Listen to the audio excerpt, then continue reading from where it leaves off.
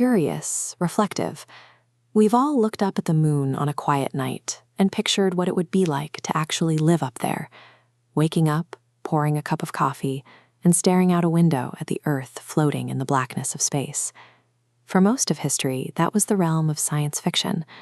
The Apollo missions were absolute miracles of engineering, but they were essentially incredibly dangerous camping trips. We went, we saw, we collected some rocks, and we came right back home. The Artemis program is designed for residency. We are building the hardware and the logistics to stay on the moon permanently. Off-world survival is a matter of resourcefulness. We have to learn how to construct a breathing, functioning outpost using the hostile materials found right where we land. Every human being who has ever lived, every historical event, every triumph, and every tragedy happened on one tiny, fragile planet floating in the dark. Artemis acts as an insurance policy for the species. It is a physical effort to ensure our survival is no longer dependent on the stability of a single planet. But the moon is a freezing, heavily irradiated desert. It offers no shelter and no protection from the vacuum of space. Because of these extreme conditions, we cannot simply drop a pre-built Earth-style house onto the lunar dust and expect the walls to hold up. True permanence requires us to abandon Earth-reliant structures entirely. We must develop an architectural loop that sustains itself using the moon's own resources. The first step of this new lunar architecture involves establishing a stable orbit before any crew ever touches the dirt. NASA is currently building the Lunar Gateway, a high-tech docking hub where astronauts can transition from their deep space ships to specialized lunar landers. Once they reach the surface, the immediate challenge is protection. To build radiation-proof habitats, they have to find a way to manufacture building materials without shipping heavy steel from Earth. They found the answer in regolith. This is a sharp, glass-like moon dust that covers the entire surface and serves as a foundational building material. Fleets of autonomous rovers will be deployed across the landing site to scoop up and process this abrasive dirt.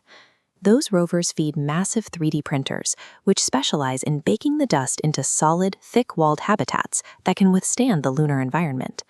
By utilizing the very regolith that makes the moon so abrasive, Artemis clears the first major hurdle of off-world construction without relying on a terrestrial supply chain. Even with a secure shelter, a colony faces a constant, unyielding biological and mechanical demand for air and fuel. This satellite map shows why NASA selected the lunar South Pole. Despite the treacherous geography, this location is key to life support. Deep inside these permanently shadowed craters, untouched by the sun for billions of years, sits ancient lunar ice. Electrolysis splits the harvested ice into base components, hydrogen and oxygen. The oxygen provides renewable, breathable air for the habitats.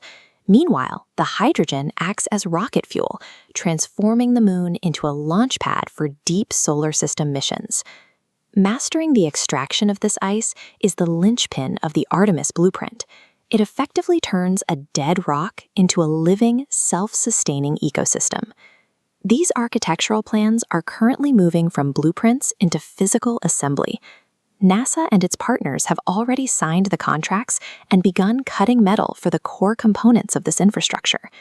In the 1970s, missions like Voyager sent symbolic messages into the void to represent humanity. Artemis takes a more pragmatic approach. This is about us physically stepping out into the dark, using collective engineering to physically secure a place for human consciousness beyond our homeworld. If you were offered a one-way ticket to live and work in this colony, knowing you would trade the sight of blue skies for a permanent view of the stars, would you take it? Constructing a permanent lunar outpost marks the moment humanity transitions from visiting the vacuum of space to success.